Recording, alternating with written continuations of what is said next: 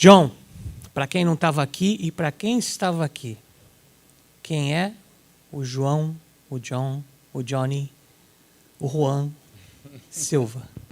Bom dia a todos. Bom, meu nome de nascença é João Flávio. Como eu comentei ontem, o americano não consegue fazer a pronúncia João, então eu tive que fazer essa adaptação para John. Estou vendo que ela está rindo ali, mas não sai mesmo, viu? Sai tudo, sai Jao, sai João, mas João é o que mais sai. Então, bom, até quando você me perguntou isso ontem, me pegou um pouquinho de surpresa, me fez até pensar depois sobre isso daí. Muito bom. Então, resumindo, o João é um homem casado há 22 anos, com uma mulher maravilhosa, 2 filhos, um homem temente a Deus, um homem que ama o que faz, vivo pelos meus filhos, pela minha mulher, sou apaixonado por esportes, todos, tênis, aviação, cavalo, futebol, amo o que eu faço, não encaro o trabalho como uma troca financeira, mas sim uma oportunidade de ajudar pessoas a atingir os objetivos que elas estão buscando. Então, o resumo da ópera esse é o João. Esse é o João, gente. João, a gente tem muitas percepções na vida, a gente acaba rotulando as pessoas porque a gente não quer gastar muito tempo e nem muito esforço para entender, né? Mas explica para a gente, antes de me explicar qual a diferença de um corretor de imóveis e um corretor de negócios, explica para mim qual a diferença de um realtor para um broker, ou seja, de uma pessoa que vai te vender a casa para a pessoa que vai... Se eu falar o resto, eu dou spoiler. Perfeito, filho, obrigado. Bom, eu conversei com um rapaz que se tornou um amigo daqui, de Natal mesmo, ontem, e estava explicando para eles, também tem imobiliária aqui.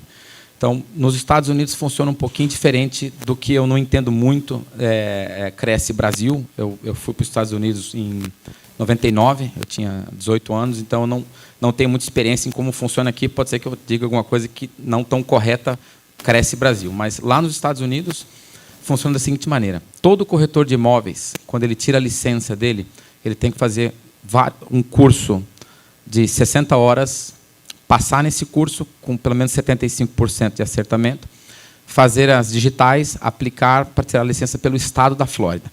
Se você tiver algum histórico criminal, se você já foi pego dirigindo bêbado, se você tem um histórico de violência, você não é nem aprovado para ser corretor de imóveis. Uma vez que você passe nessa auditoria da Flórida, você está apto a fazer uma segunda prova do estado, que aí você se torna um corretor de imóveis. O corretor de imóveis, para ele poder trabalhar no estado da Flórida, nos Estados Unidos em geral, ele tem que estar alinhado com alguma imobiliária local. Por exemplo, o João tira a licença hoje, se ele não tiver associado a LM ou a Remax ou alguma outra imobiliária, ele não pode trabalhar. Então, não existe um corretor de imóveis sem um broker. Depois de 3 anos, você sendo um corretor de imóveis, você faz uma segunda prova e você ganha a titularidade de broker. Aí você tem a opção de você abrir e ser dono do seu próprio negócio, e não mais ter que trabalhar para alguém. Então, já há 12 anos, eu tirei a minha licença de broker e nós montamos a John Silver Realty, que também atua no segmento de administração de imóveis e construção civil. Então, isso seria a diferença entre corretor de imóveis e corretor de negócios, ou vai mais longe? Tem uma impressão que vai um pouco mais longe, não vai não, John? Aí agora você abriu uma outra porta, né? O corretor de imóveis, ele pode trabalhar com imóveis residenciais, comerciais e industriais. Simplesmente no ato de, eu quero abrir uma pizzaria. Eu posso localizar para você o espaço onde vai ser a sua pizzaria. Se você me falar, João, eu quero comprar uma pizzaria. Aí nós estamos falando de uma terceira licença, que graças a Deus a gente também tem, que chama de Business Broker, que você ganha a validação para você atuar no segmento de compra e venda de negócios. Então, aí você pode comprar uma pizzaria, você pode comprar uma loja de sapatos, uma loja de carros, que é um trabalho completamente diferente do broker, mas que, em série, eles andam alinhados, porque sempre que você tem um negócio, você tem que ter um espaço em que você vai atuar, né? Você falou da parte racional, mas eu sei que você é muito mais do que isso. O que é para você ser um consultor de negócio, um corretor de negócios? Não é só as licenças. Olha, Peter, para mim é um privilégio, sendo bem sincero, porque tanto no segmento de corretor de imóveis quanto no segmento de corretor de negócios, Na sua grande maioria, a compra de uma casa é o maior investimento que uma pessoa faz na vida dela. Na sua grande maioria. Então, você tem o privilégio de poder ajudar uma família a comprar sua primeira casa. Muitas das vezes, eu já vendi casais recém-casados. Anos depois, você conhece os filhos com 10, 12, 15 anos. Eu tenho vários clientes que eu já vendi casa para os filhos. Filhos que tinham 10, 12 anos na época, agora já são filhos adultos, casados. Então, eu acho que o trabalho que Deus me deu é um privilégio de poder ajudar pessoas a conquistar o sonho da casa própria e que, muitas das vezes, lida para outros negócios também. Investimentos, abertura de negócios, como a gente falou de broker. Então, eu acho que é uma janela para o futuro e é um privilégio poder ajudar essas pessoas. Para quem está aqui pensando, né, em ter uma casa em Orlando, uma casa nos Estados Unidos, porque você trabalha mais com uma área maior, qual é o sonho mais comum? Qual é a diferença entre o sonho de uma casa própria de um imigrante, de uma pessoa que não está lá, para o sonho de uma casa própria de um nativo, de uma pessoa que já vive lá? Existe uma diferença notável para você? Você enxerga que você tem mais atuação ou tem mais influência na vida das pessoas por serem imigrantes do que serem nativos? Eu acho que sim, Pira. O imigrante, quando ele está indo para os Estados Unidos, normalmente não é só o sonho de uma casa própria, é uma vida nova, né?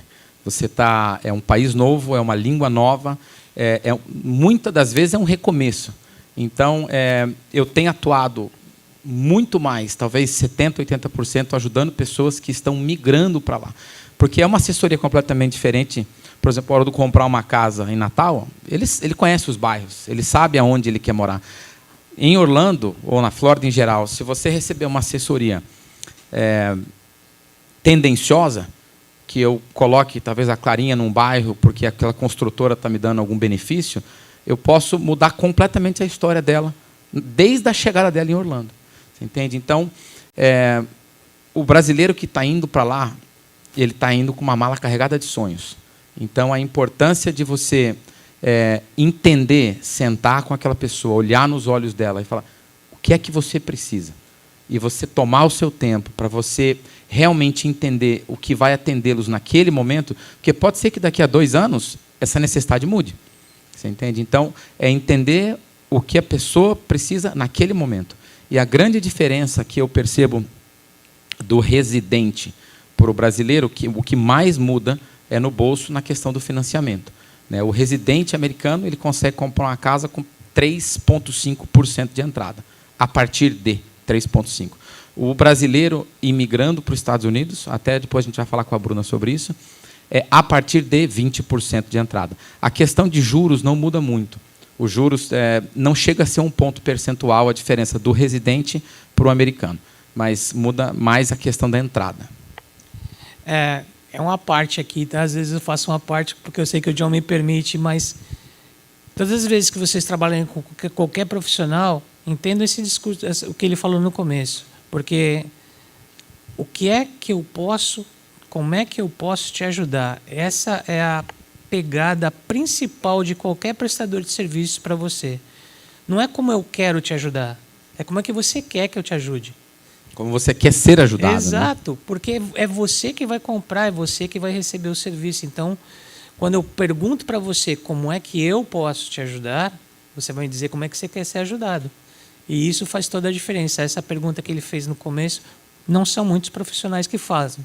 E falando nisso, quais são os maiores problemas e as maiores roubadas que o brasileiro se mete quando chega lá, por ter uma índole de mais credibilidade? Apesar da gente achar que nós somos desconfiados, a gente assume uma postura de que, como as coisas lá andam direito, as pessoas que vão trabalhar comigo trabalham direito. É assim? É assim. E é assim? John? Tem diferentes roubadas que eu já presenciei. E por mais que nós, consultores, corretores de imóveis, somos remunerados pela parte de comissão, principalmente para o comprador da primeira casa, o que eu tento trazer para eles é retirar aquela euforia. Às vezes é a primeira compra, tem uma casa que é 45 minutos. Puxa, mas é minha casa. Presta atenção. Você entende que da sua casa para o seu trabalho são 45 minutos de ida, 45 de volta? Isso vai aumentar o seu custo de gasolina, manutenção do carro, pneu, deslocamento. Também na questão tem uma terminologia em inglês que fala se você fica housebroke. Ou seja, você compra a casa e você não compra mais nada. Então, você... tudo bem, comprei minha casa, que é para ser uma bênção, que é para ser um negócio bacana para a sua família. E você se vê numa situação, você não pode mais tirar umas férias, você não pode mais sair para jantar, você não pode trocar de carro, você não pode desacelerar do seu trabalho, porque agora você tem uma prestação que te colocou uma corda no pescoço e aquilo se torna... o que era para te trazer paz, que era para te trazer um conforto, se torna um pesadelo na sua vida. E a outra coisa que eu vejo bastante são brasileiros que querem empreender nos Estados Unidos com informações equivocadas, com informações tendenciosas, que eu comentei ontem, mas não eram todos que estavam aqui. Cita algumas, só para o pessoal saber mais ou menos por onde não deve ir. Então, por exemplo, esse ecossistema gerado pelo Econ, quando eu fui para os Estados Unidos em 99, você botava 3 cuecas numa sacola e ia para lá. Vamos ver o que vai dar. Hoje você tem no mesmo dia um contador que vai te falar como é que você vai fazer com a sua empresa, com o seu dinheiro. Você tem uma pessoa de imigração que vai te falar, olha, você tem caminhos A, B, C ou D. Você tem uma pessoa que pode falar, não, eu sou dentista. Inúmeras vezes você vai encontrar dentistas, médicos, fisioterapeutas trabalhando na construção civil. Por quê? Porque talvez não tenha a informação que a Dani pode trazer para eles. Não, o meu diploma pode ser validado. Nada de errado em trabalhar na construção civil, mas se você tem um diploma, se você tem uma capacitação diferenciada, por que você não vai fazer aquilo que você é capacitado de fazer? Uma das coisas que acontece bastante também nessa questão de uma consultoria tendenciosa. Você abrir um negócio novo, num país novo, numa língua nova e um negócio que você não conhece. Sabe? Teve um restaurante brasileiro que abriu lá, um restaurante de quase metros quadrados, quase 1.500 metros quadrados, e ele faliu em 3 meses. Ou seja, qual foi o plano de negócio que essa pessoa tinha? Será que em nenhum momento o cara falou, pera um minutinho, você tem que ter o dinheiro para você fazer a reforma do seu restaurante, você tem que ter um business plan, você tem que ter uma preparação, até que o seu negócio comece a frutificar, como é que você vai manter esse negócio? Então, um negócio que faliu em 3 meses, ficou muito nítido que não houve uma preparação e nem um estudo de mercado. Essa é um outro caso que eu posso mencionar aqui, uma marca grande brasileira, acho que não tem problema eu falar o nome, Girafas, abriu uma loja lá em Orlando com uma assessoria completamente equivocada. Sabe? Abriu uma loja pequena, no local errado, em que para o residente é terrível o acesso, o turista passava muito pouco ali também. Então, uma loja que, como eles têm um capital maior, se manteve ali 1, 2 anos se arrastando e fechou as portas. Ou seja, o que poderia ser um projeto de expansão, deles terem talvez 10, 15 lojas lá hoje, teve uma loja e fechou, porque a primeira já foi uma assessoria errada, que foi o que eu comentei, até deu o exemplo da Clarinha. Às vezes, a pessoa que está chegando nos Estados Unidos, se você não faz esse estudo, que vocês que estão aqui tentando aprender qual é o processo para eu imigrar, não simplesmente pegar uma mala e ir. Qual o passo? Qual a primeira coisa que eu devo fazer? É o visto? É a casa? É o imóvel? Se eu comprar a casa antes do visto, me atrapalha? Eu abro a empresa ou não abro? Eu compro pessoa física ou jurídica? Esse tipo de assessoria vai determinar se você vai ficar nos Estados Unidos 1 ano, 5 anos ou o resto da vida. Eu sempre comento com o pessoal, existem certas economias que você não faz. Médico e advogado. Você está com uma doença grave, você vai no médico mais barato ou no que vai te curar? A mesma coisa na parte de imigração, na parte do trabalho que o Peter faz, a consultoria, que é o quê? Você quer o melhor assessoria ou a mais barata? Eu desconheço algo que seja o mais barato e o melhor do mercado. Você só pode ter duas das 3 coisas: preço, tempo e qualidade. Você pode ter qualidade de tempo, qualidade de preço, mas você sempre vai deixar uma de fora. Então não tem como ter. O BBB também, né? É bom, bonito e barato. Se é bom e é bonito, não é barato. Não é barato. Se é bonito e é bom. Se você quer rápido, você não pode ter preço, entendeu? Exatamente. Mas assim, gente, é um pouco entender, né? Falando de mindset, é entender que muitas vezes o John vai entrar e vai falar para você coisas que você não está esperando. Você está esperando ele falar coisas sobre o imóvel. Mas ele vai falar coisas sobre o teu business. E como a gente é tão agarrado no nosso business, a gente acha que o modelo que eu tenho está certo. Você está entrando num outro modelo de gente, de vida. Então, seja aberto a entender. E nesse sentido, João, o que é melhor começar? Com uma locação ou já comprando lugar para o teu negócio?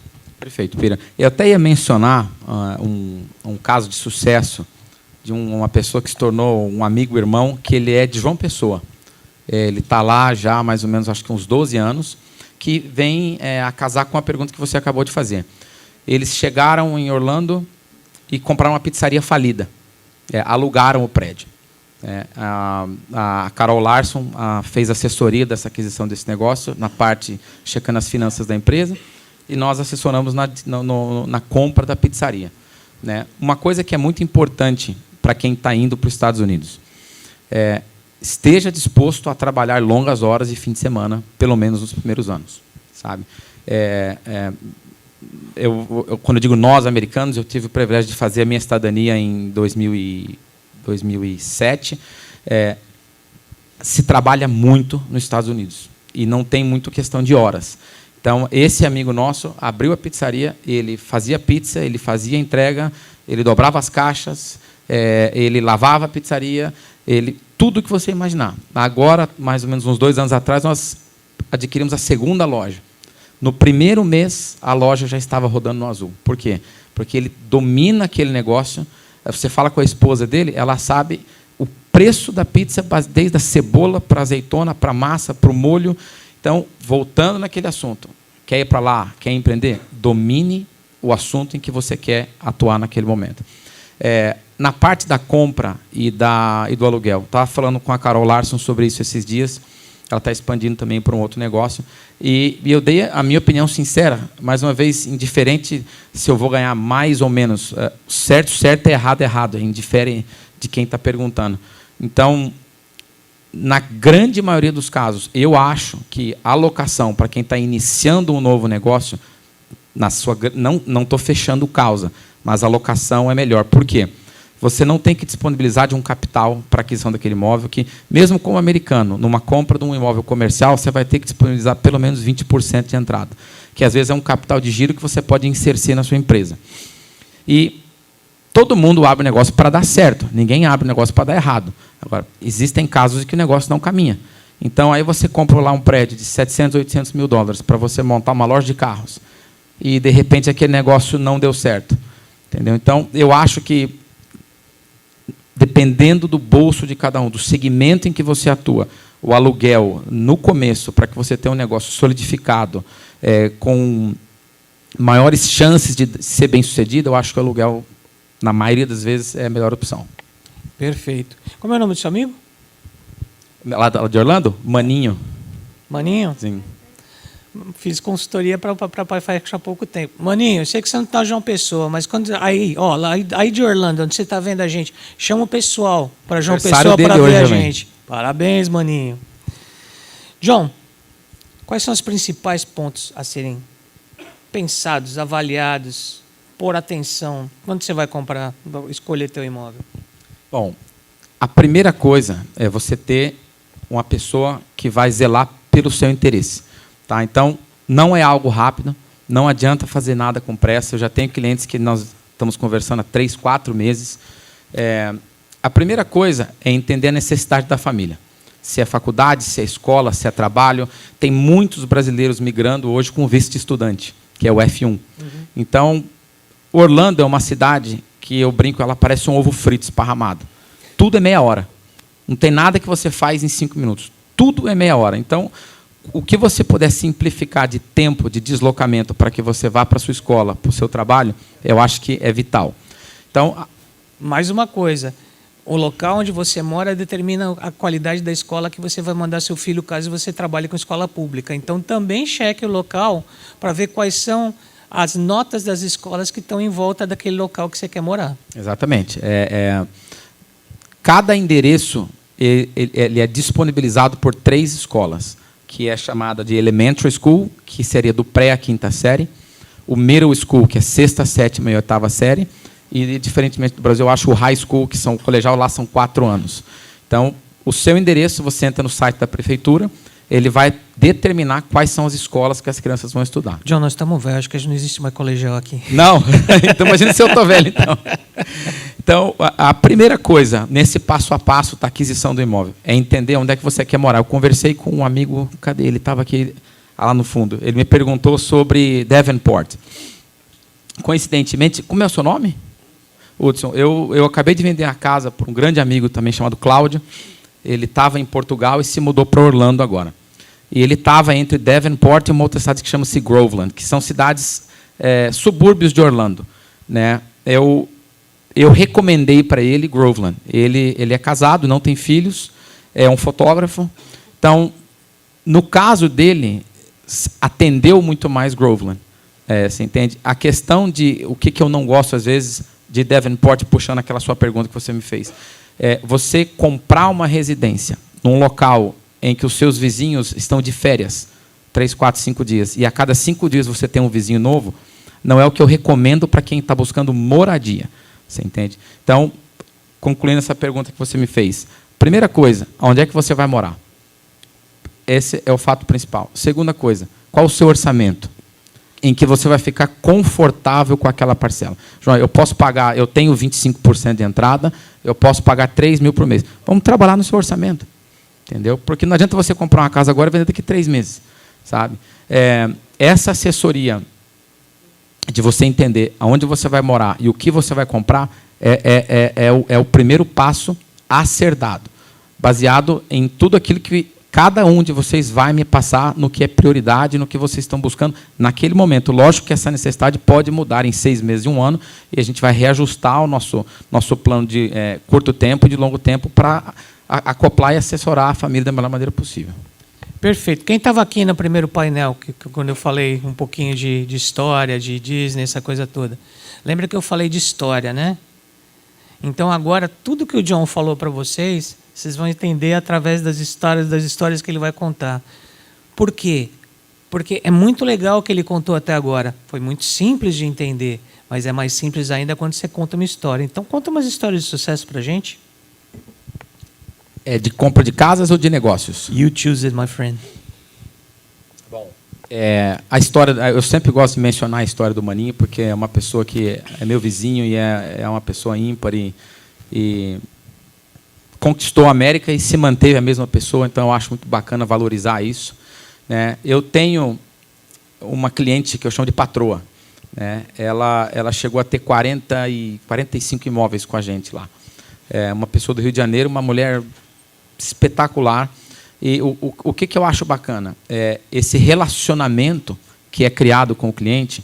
Eu tenho a patroa que eu posso mencionar, eu tenho um outro cliente que era de Campo Grande, está morando em Campinas, e eu falo isso com muita humildade, de você chegar num nível de parceria com o seu cliente, deles falarem assim para mim, pode comprar, João.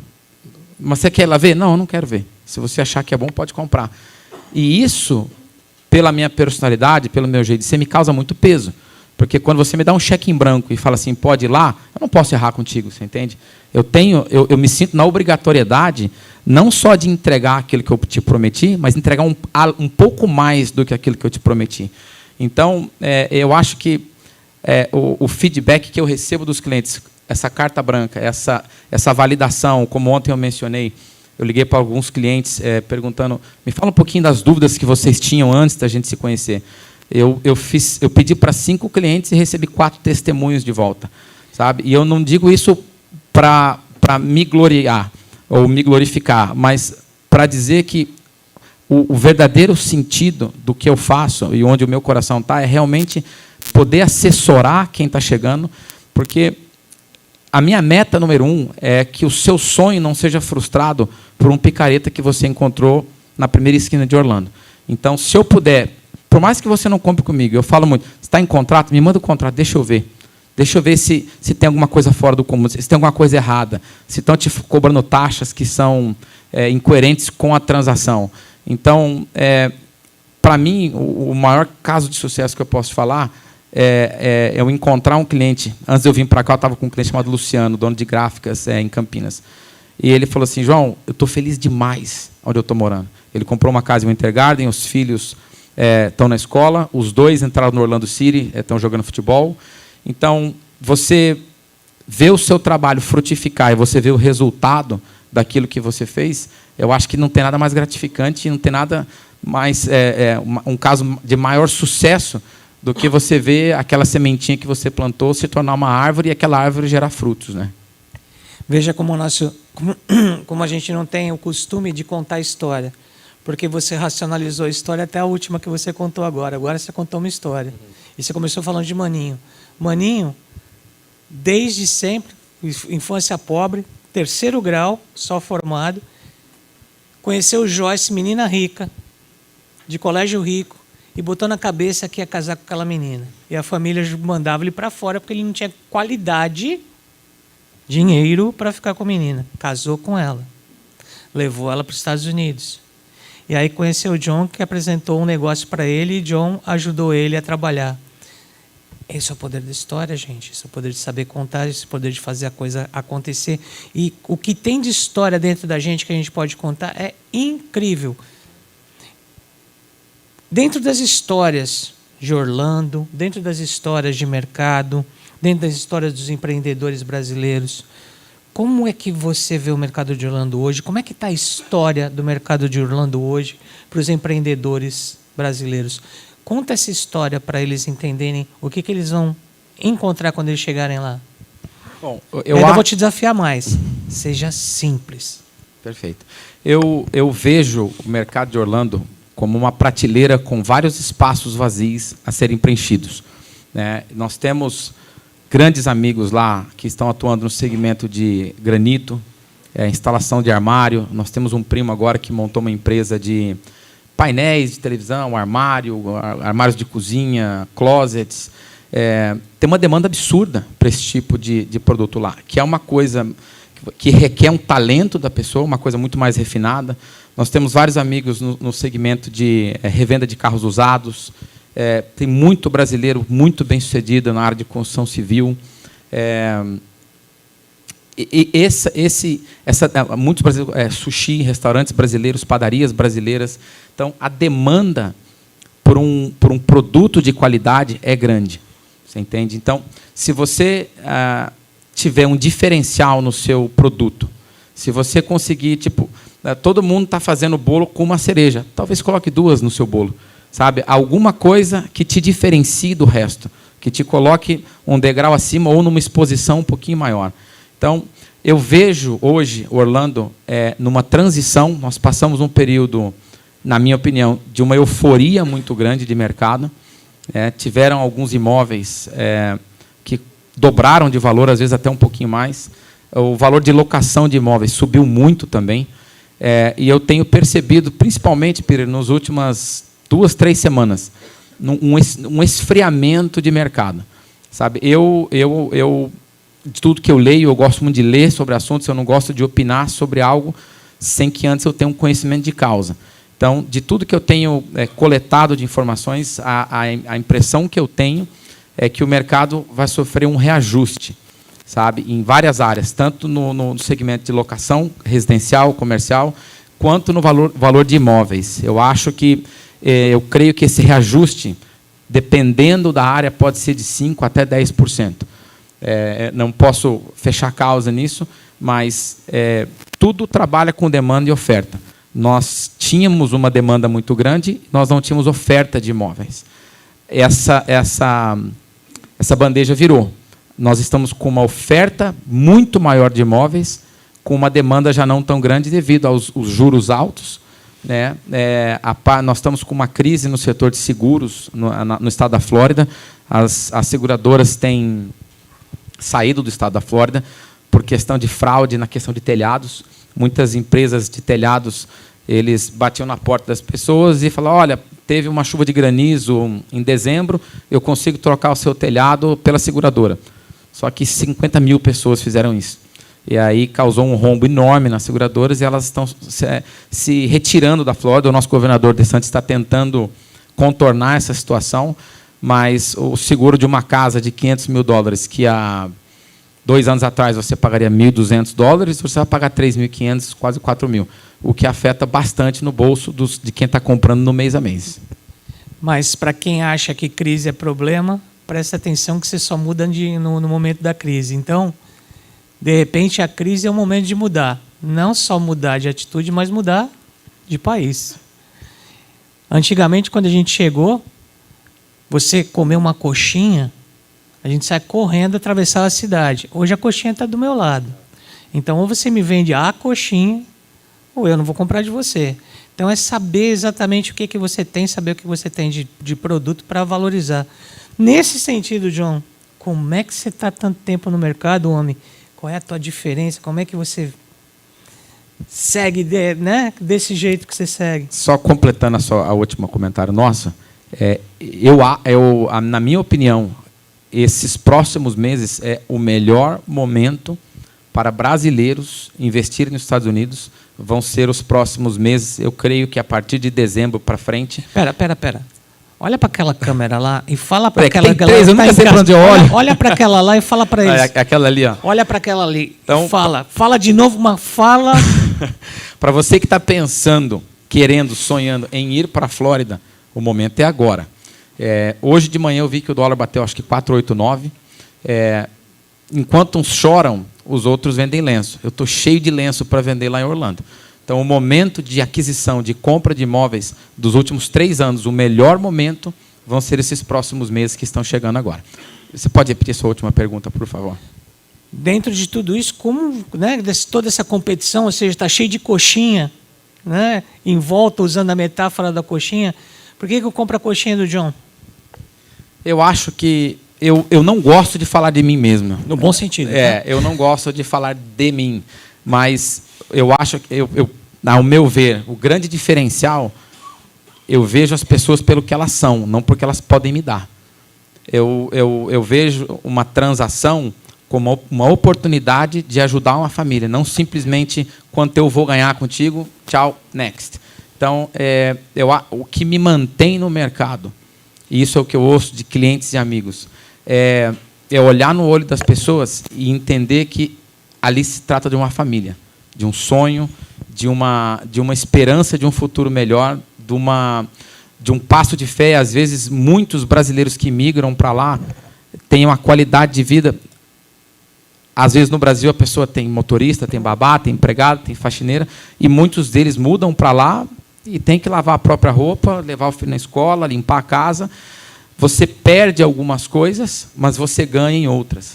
Orlando é uma cidade muito, muito acolhedora. Então, ao meu ver, o grande diferencial, Pira, tentando ser objetivo na sua pergunta, é seja coração, irmão. Tratar as pessoas com respeito, com dignidade, com transparência. Eu sempre falo, se você está comprando um imóvel, me conta a tua história antes. Deixa eu entender o que você está buscando, o que vai te atender agora, o que é mais importante para você. É um quintal grande ou você quer morar do lado da Disney? Aí eu falo, tudo bem, às vezes morar do lado da Disney é um sonho bacana, mas tem um trânsito absurdo. Você está disposto a lidar com isso? Não, então, vamos comprar uma casa mais longe. Não, eu quero ter cachorro, então vamos para Claremont. Então, o diferencial, o que eu mais percebo, eu me preparo para atender as pessoas, eu estudo, eu amo o que eu faço, então, ler sobre o assunto, me aprimorar, adquirir conhecimento, para mim é prazeroso. Então, eu vejo muito, a gente trabalha muito em parcerias com corretores locais, pessoas despreparadas para entender e blindar e proteger principalmente o cliente brasileiro que está chegando. Você vai colocar a casa na pessoa física ou na pessoa jurídica. Existe um imposto, que a Carol Larson pode falar disso depois, que chama-se FIRPTA, FIRPTA, que se você não fizer a estruturação correta do cliente no ato da compra, no momento em que você vende aquele imóvel, 15% desse imóvel fica retido na mão do cartório. Você não perde esse dinheiro, mas esse dinheiro fica retido. Existem maneiras legais em que você pode criar uma estruturação, uma corporação, em que você não tem essa retenção no ato da venda. Entende? Então, o mais importante, ao meu entender, é trabalhar com uma pessoa que zela pelos seus interesses e pelo aquilo que você está buscando. Então, eu acho que isso tem me mantido no mercado e espero me manter por mais muitos anos, porque eu amo o que eu faço. É isso aí, meus amigos. Vocês têm um panorama perfeito de quem é esse moço aqui do meu lado. E agora a gente vai abrir para perguntas. Mas antes de abrir para perguntas, uma salva de palmas para ele, né? Muito obrigado.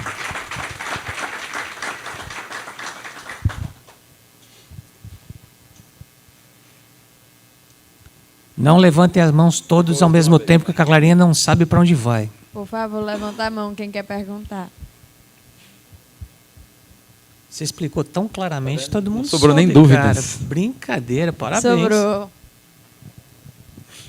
Bom dia. Levante-se Bom dia. presente, minha amiga. Eu sou corretora de imóveis há 27 anos. Seu nome? Cleidinice Barbosa, sou sergipana, mas moro aqui em Natal há 30 anos. Eu gostaria de saber, lá na parte de documentação, tem muita exigência para a gente ser um corretor lá na parte da Flórida. E também qual é a taxa de corretagem que vocês pagam para o corretor e consultor? Então, obrigado por sua pergunta, é um prazer tê-la aqui. Obrigada. O mais importante, eu acho que a maneira mais fácil de você trabalhar nos Estados Unidos é uma parceria com algum corretor local.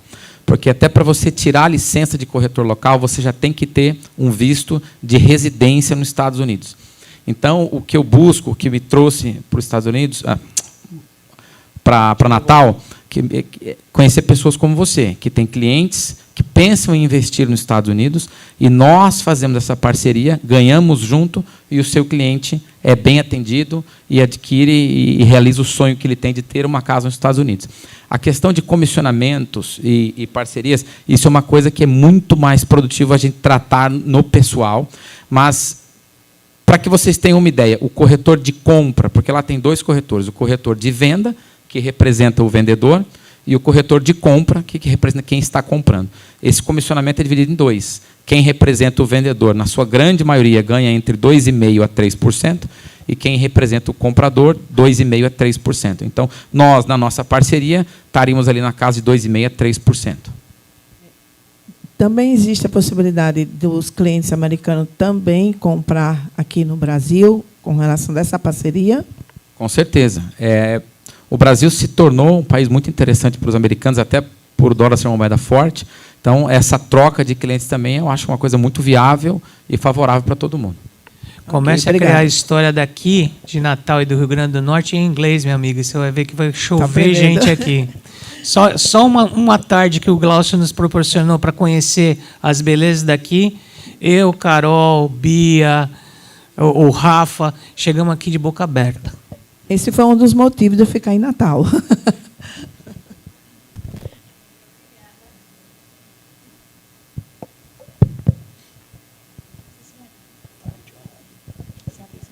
bom. Bom dia, meu nome é Tiago.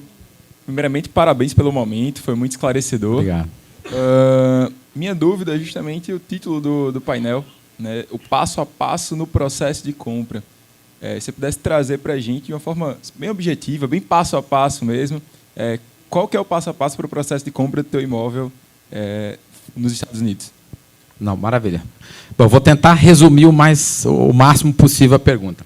O passo a passo, a primeira coisa é você localizar um corretor de imóveis. Uma das grandes diferenças corretor Brasil, corretor Estados Unidos, o corretor americano, ele tem acesso a 100% do mercado. Tudo que está vendo, não existe exclusividade de imóveis.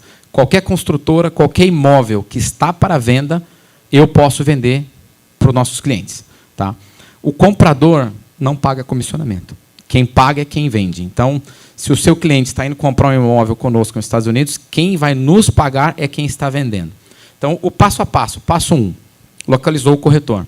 Passo 2, localizar o bairro e a região que você quer ficar. Uma vez isso decidido, localizar o imóvel.